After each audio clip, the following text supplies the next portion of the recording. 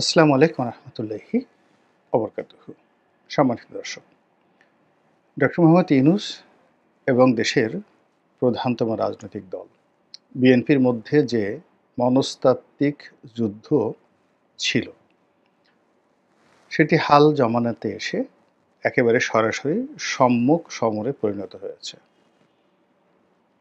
বিএনপির পক্ষ থেকে সর্বশেষ যা কিছু করার ছিল,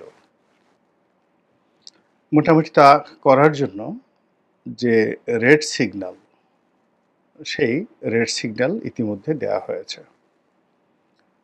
বিএনপির যে সকল নেতৃবৃন্দ এতকাল মনে করতেন যে তারা যেকোনো সময় যেকোনোভাবে এবং যেভাবে চাইবেন সেভাবেই ডক্টর মোহাম্মদ ইউনূস ক্ষমতায় থাকবেন অথবা ক্ষমতায় চলে যাবেন, ক্ষমতা থেকে চলে যাবেন।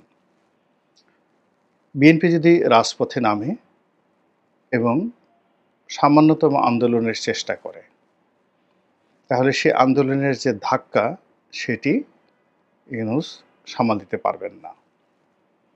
তো এইরকম একটা মনস্তাত্ত্বিক অবস্থা নিয়ে তারা সেই আগস্ট মাসের পর থেকে আজ অবধি ডক্টর মোহাম্মদ ইউনূসকে নানাভাবে বুঝিয়ে সুঝিয়ে কিংবা তার সঙ্গে সামঞ্জস্য রেখে নিজেদের দল গোছানোর চেষ্টা করে আসছিলেন। অন্যদিকে ডক্টর মোহাম্মদ ইউনূস এবং তার যারা সঙ্গী সাথী রয়েছেন দেশি এবং বিদেশি, তারা বিএনপির যে সমূহ দুর্বলতা, সেই দুর্বলতাগুলো তারা ধরতে পেরেছেন একেবারে প্রথম দিন থেকে। ধরতে পারার কারণে যেভাবে আপনি মাছ ধরেন বড়শি দিয়ে, নর্মাল যে লম্বা সুতো দিয়ে বড়শি ধরেন, তো আপনার সেই বড়শিতে যদি বড় কোনো মাছ, বোয়াল মাছ, রুই বা কাতলা, তো সেটি যখন আপনার দেয়া যে টোপ সেটি গিলে খায় এবং গিলে খাওয়ার সঙ্গে সঙ্গে সে লম্ফঝম্প শুরু করে, তখন যিনি বড়শির মালিক তিনি আস্তে আস্তে করে সুতা ছাড়তে থাকেন। এর ফলে কি হয়, ওই যে আপনার যে টোপ গিলে খেয়েছে, সে ব্যথায় কাতরাতে থাকে, সে দৌড়ে পালাতে থাকে, ছুটতে থাকে, ডানে যায় বামে যায়, কিন্তু আপনি ওর চাহিদা অনুযায়ী সুতা দিচ্ছেন, ছেড়ে দিচ্ছেন, একটু সামনে টানছেন, আবার পিছনে ছেড়ে দিচ্ছেন। একটা সময় রক্তাক্ত হতে হতে এবং ব্যথার যন্ত্রণায় ক্লান্ত হতে হতে সে নিজেকে ছেড়ে দেয়। আর আপনি তখন এই একেবারে চিকন সুতোটি দিয়ে ধীরে ধীরে ধীরে ধীরে তাকে টেনে আপনার হাওতার মধ্যে নিয়ে আসেন। তারপরে তার সেই শরীরের যে দুর্বল অংশ, সেই দুর্বল অংশে আঙুল ঢুকিয়ে, কানের মধ্যে আঙুল ঢুকিয়ে তারপর তাকে পানি থেকে তুলে আনেন। এই তো মাছ শিকারের যে নিয়ম, এই নিয়মটাই ডক্টর মোহাম্মদ ইউনূস প্রথম থেকে অনুসরণ করে আসছেন। তিনি এবং তার লোকেরা বিএনপির জন্য যে টোপ ফেলেছিলেন, প্রায় সব টোপগুলো তারা গিলেছেন, একটার পর একটা। আমি উদাহরণ দিয়ে বলি, বিএনপির যে সকল নেতা এবং কর্মীরা দখল করতে চেয়েছেন, বিএনপির নাম ভাঙিয়ে যারা চাঁদাবাজি করতে চেয়েছেন, যারা মব করতে চেয়েছেন, যারা একটার পর একটা মামলা দিয়ে, যে মামলার কোনো আইনগত ভিত্তি নেই, বিএনপির জন্য লায়াবিলিটিস তৈরি করেছেন এবং সেই মামলার ওসিলা করে আওয়ামী লীগকে শায়েস্তা করার জন্য ডক্টর মোহাম্মদ ইউনূসের আইনশৃঙ্খলা রক্ষাকারী বাহিনী, এনসিপি এবং বিএনপির যারা লোকজন রয়েছেন, তারা জলে স্থলে অন্তরিক্ষে, অর্থাৎ আওয়ামী লীগ লোকদের সহায় সম্পত্তি দখল, তাদেরকে মারধর করা, তাদেরকে জেলে প্রেরণ করা, তারপর তাদেরকে থানা হাজতে ঢুকিয়ে এক দফা পিটুনি দেওয়া, এ সকল কর্মকাণ্ড অবাধে নির্বিবাদে তারা, অর্থাৎ ডক্টর মোহাম্মদ ইউনূসের যারা লোকজন করতে দিয়েছেন। করতে দেওয়ার পরে কি হলো, সারা বাংলাদেশে যেটি হয়েছে, অনেকগুলো বিপদ বিপত্তি ফাঁদ তৈরি হয়ে গেছে বিএনপির জন্য। বিএনপি সারা শরীরে ব্যথা বেদনা শুরু হয়ে গেছে, সর্ব অঙ্গে, টেকনাফ থেকে তেঁতুলিয়া পর্যন্ত। এর কারণ হলো, যারা এই মামলাটা করেছে, ধরুন ৩০০ জন আসামিকে দিয়ে মামলা করেছে এবং ওখান থেকে একটা বড় অ্যামাউন্টের টাকা নিয়েছেন। এই টাকার ভাগাভাগি নিয়ে প্রথমত নিজেদের মধ্যে অন্তর্দ্বন্দ্ব, দ্বিতীয়ত যারা এই কাজটি করেছে তাদের যে কাউন্টার প্রতিপক্ষ, তারা এটা নিয়ে নিদারুণভাবে বিক্ষুব্ধ। আবার এর দ্বারা যারা ক্ষতিগ্রস্ত হয়েছে, আওয়ামী লীগের যারা লোকজন রয়েছে, তারা ওখানে বিএনপির জন্য এক একটা মরণ ফাঁদ তৈরি করে বসে আছে। এবং ওই এলাকার যত আইন শৃঙ্খলার দায়িত্বে নিয়োজিত সেনাবাহিনী, অন্যান্য বাহিনী, তারা যে সকল তালিকা করেছে অপরাধীদের, সেই অপরাধীদের যে পুরনো তালিকা, আওয়ামী লীগের যে পুরনো তালিকা, বিএনপির যে পুরনো তালিকা, সব চাপা পড়ে এই নতুন পানির নতুন যারা মাছ, যারা এই মুহূর্তে শক্তিমত্তা অর্জন করেছে, তাদের সবাইকে সেই তালিকাভুক্ত করা হয়েছে। এখন সেনাবাহিনী চাক, পুলিশ চাক, কিংবা ডক্টর মোহাম্মদ ইউনূস চান, যদি এদেরকে ধরপাকড় করা হয়, সারা বাংলাদেশে ৮-১০ হাজার লোকদেরকে ২৪ ঘন্টার মধ্যে যদি গ্রেপ্তার করা হয়, প্রত্যেকটা এলাকাতে খুশির বন্যা বয়ে যাবে। আর ওই ৮-১০ হাজারের ভয়ে ৮-১০ লাখ লোক বাস্তুচ্যুত হয়ে পড়বে। আওয়ামী লীগের লোকজনও বাস্তুচ্যুত আছে, আর বিএনপির লোকজনও মাঠ ছেড়ে পালাবে সারা বাংলাদেশে। তো ১০ লাখ ২০ লাখ লোক, অর্থাৎ আওয়ামী লীগের ১০ লাখ লোক যদি এই মুহূর্তে বাস্তুচ্যুত হয়ে থাকে, বিএনপির ১০ লাখ লোককে যদি বাস্তুচ্যুত করা যায়, তবে এটা কি হবে, যে শূন্যতা তৈরি হবে। সেই শূন্যতার মধ্যে আপনি অনেক কিছুই করতে পারবেন।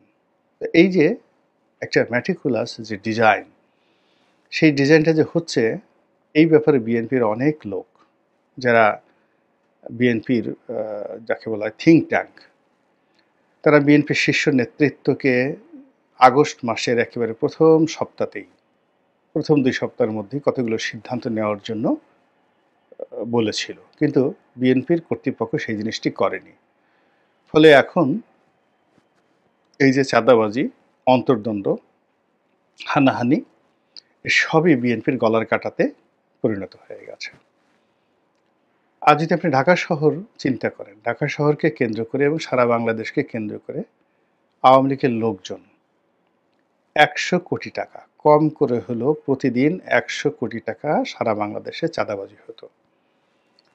এই চাঁদাবাজির মধ্যে ইয়াবা আছে, এই চাঁদাবাজির মধ্যে গরু চুরি আছে, এই চাঁদাবাজির মধ্যে কারওয়ান বাজার আছে, সায়দাবাদ বাজার আছে, সায়দাবাদ টার্মিনাল আছে, গাবতলী টার্মিনাল আছে, আরও অনেক কিছু। একেবারে নিয়মিত পরিবহন সেক্টর আছে। আচ্ছা বলেন তো, এই চাঁদাবাজি কি বন্ধ হয়েছে? তাহলে এই চাঁদাবাজি কারা করছে? এবং সেই চাঁদাবাজি নিয়ে এখন যে খুন খারাপি হচ্ছে, কারা সবচেয়ে ক্ষতিগ্রস্ত হচ্ছে? তো এই বিষয়গুলো ডক্টর মোহাম্মদ ইউনূস এবং তার যারা লোকজন আছেন, তারা খুব সুন্দরভাবে বুঝে ফেলেছিলেন, এবং সেই অনুযায়ী বিএনপিকে তারা টোপ দিয়ে দিয়ে একেবারে জায়গা মতো নিয়ে এসেছে। অন্যদিকে বিএনপি যখন বুঝতে পেরেছে যে তারা টোপ গিলে ফেলেছে, এখন যে কোনোভাবে নিজের দলকে নিয়ন্ত্রণ করার জন্য তাদের রাষ্ট্র ক্ষমতা লাগবে, নচেত এই বিশৃঙ্খলা তারা দূর করতে পারবে না। রাষ্ট্র ক্ষমতার জন্য ইলেকশনই তাদের একমাত্র বৈধ পন্থা। কিন্তু এই ইলেকশন তো বর্তমান সরকার তালবাহানা করছে, তারা কখন দেবে বা না দেবে এই বিষয়ে বিএনপি ধৈর্য রাখতে পারছে না, বিশ্বাস রাখতে পারছে না। আর বিশ্বাস না রাখারও কারণ আছে, ধৈর্য না রাখারও কারণ আছে। ফলে কি হলো, একটা মনস্তাত্ত্বিক যুদ্ধ শুরু হয়ে গেল। প্রথম কয়েক মাস, মানে মার্চ, এপ্রিল, মে। তো মার্চ, এপ্রিল এটি মনস্তাত্ত্বিক যুদ্ধ রইল শুধুমাত্র মনে মনে, মস্তিষ্কে। কিন্তু মে মাসে এসে বিএনপির মুখ থেকে অনেক কথা বেরোলো, সরকারের মুখ থেকে অনেক কথা বেরোলো। এবং মে মাসের শেষের দিকে এসে এখন যেটা চলছে, এটি একেবারে চূড়ান্ত রূপ লাভ করল। সেটা দক্ষিণ সিটির মেয়র পদের শপথ পড়ানো নিয়ে, তারপর আরও অনেকগুলো বিষয় রয়েছে, খুব সেন্সিটিভ কতগুলো বিষয়গুলো নিয়েছে, যেগুলো নিয়ে বিএনপি মুখোমুখি অবস্থানে চলে এলো সরকারের সঙ্গে। এবং সর্বশেষ তারুণ্যের মহাসমাবেশ করে বিএনপির ভারপ্রাপ্ত চেয়ারম্যান তিনি যে রেড অ্যালার্ট জারি করলেন, চূড়ান্ত সিদ্ধান্ত জানিয়ে দিলেন যে ডিসেম্বর মাসে নির্বাচন হবে। দ্বিতীয়ত ডিসেম্বর মাসে হতেই হবে। এটা মানে no if, no but, no dot, দাড়ি কমা সেমিকোলন কিচ্ছু নেই, এটাই হতে হবে। এই যে একটা কথা বলে সরকারকে, অর্থাৎ ডক্টর মোহাম্মদ ইউনূসের সরকারকে যে জায়গাতে ঠেলে দিলেন, সেখানে বিএনপির যারা নেতৃবৃন্দ তারা ধারণা করেছিলেন যে মানে সরকার থরথর করে কাঁপবে, কিন্তু বাস্তবতা হলো যে সরকার নির্বিকার। এর কারণ হলো তারা তো টোপ খাইয়ে ফেলেছে, বিএনপিরকে টোপ খাইয়ে ফেলেছে। এবং সেই টোপ আমি শুধু ইঙ্গিত দেই যে আগে যেটা বললাম চাঁদাবাজি, তার বাইরে বিএনপির অনেক নেতাদের উপরে এখন রয়ের এজেন্ট রূপে তাদেরকে ট্যাগ দেওয়া হয়েছে, তাদেরকে পরিচয় করানো হচ্ছে। এবং জনগণেরও একটা বিরাট অংশ সন্দিহান যে আসলে এরা কি রয়ের এজেন্ট কিনা, বা এরা কি ইন্ডিয়ার হাতে তুলে দেবে কিনা। এর প্রেক্ষিতে বলা হয়েছে যে তারেক রহমান সাহেব বলতে বাধ্য হয়েছেন, দিল্লি কোনো দিল্লি নয়। এতে করে সন্দেহ আরও বেড়ে গেছে। 2 নম্বর হলো যে অনেকে বলার চেষ্টা করছেন যে এই মুহূর্তে পাকিস্তানের আনাগোনা বেড়ে গেছে। পাকিস্তানের যে রাষ্ট্রদূত বাংলাদেশে আছেন, তিনি বিএনপির সঙ্গে তার যে যোগাযোগ, জামাতের সঙ্গে যে যোগাযোগ, সব মিলিয়ে বিএনপিকে প্রাইম ফ্যাক্টর ধরে পাকিস্তান একটা নতুন, যাকে বলে হয়, কূটনীতির দিগন্ত উন্মোচন করেছেন। এটাও বাংলাদেশের মানুষ স্বাভাবিকভাবে নিচ্ছেন, এবং তার থেকে বাঁচার জন্য তিনি বললেন দিল্লিও নয়, পিন্ডিও নয়, মানে পাকিস্তান নয়।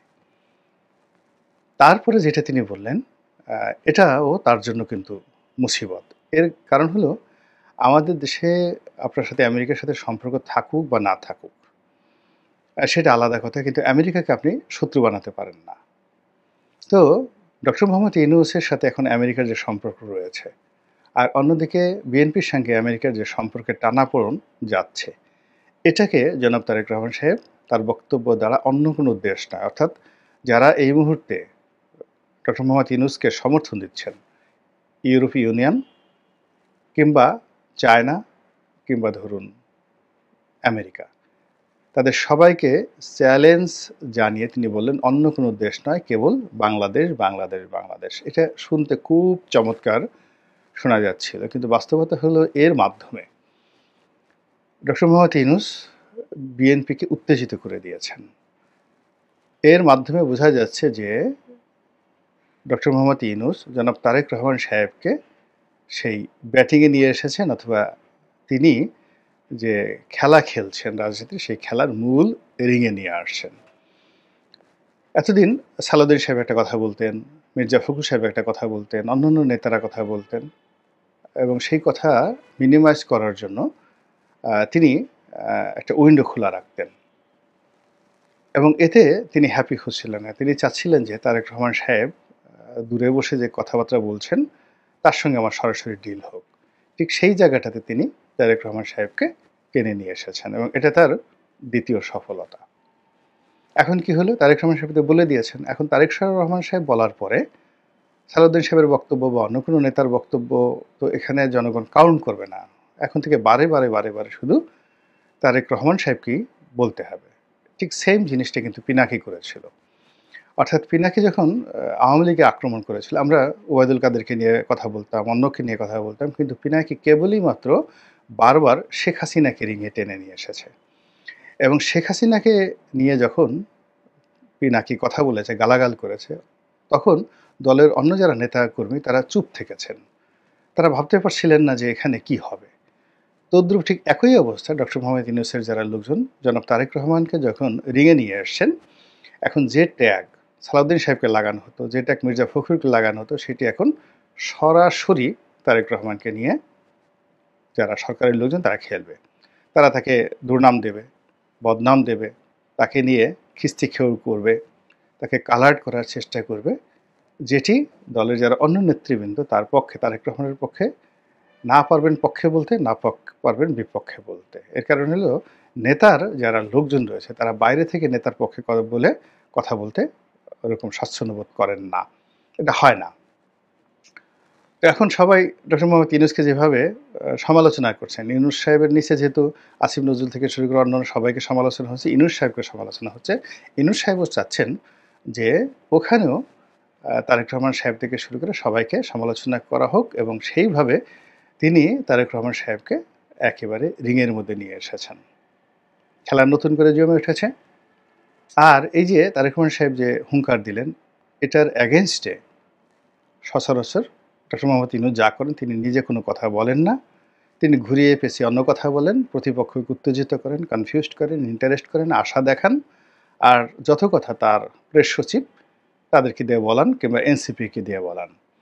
এখন তিনি এই যে তারুণ্যের যখন মহাসমাবেশ, 15 লক্ষ লোকের যে সমাবেশ হয়েছে বলে বিএনপি দাবি করছে, এই সময়টিতে তিনি ছিলেন জাপান ভ্রমণে, এবং জাপান ভ্রমণে বসে তিনি আবার সে একই কথা বলেছেন যে ডিসেম্বর থেকে জুনের মধ্যে নির্বাচন হবে, একদিন এদিকেও হবে না ওদিকেও হবে না।